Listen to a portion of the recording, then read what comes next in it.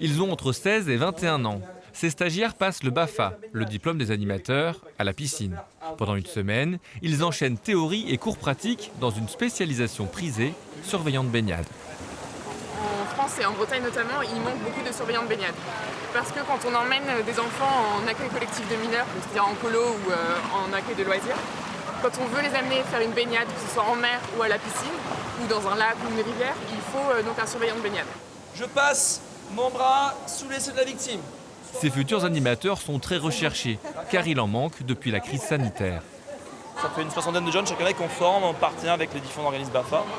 En effet, il en manque. Le crise Covid a été sacrément compliqué pour le BAFA, l'animation. Et là, on commence tout juste à rattraper un peu le retard, mais c'est vachement demandé, vachement recruté l'été au sein des colos.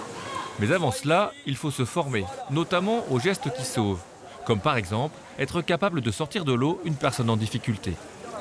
Pour être honnête, c'est assez fatigant, mais on apprend des gestes importants, donc ça fait plaisir. Ces stagiaires sont motivés, prêts à encadrer des groupes d'enfants, pas forcément à l'aise dans l'élément liquide. Amener les enfants dans l'eau, ouais. Les déstresser sur Pour les enfants qui ont domaine, peur.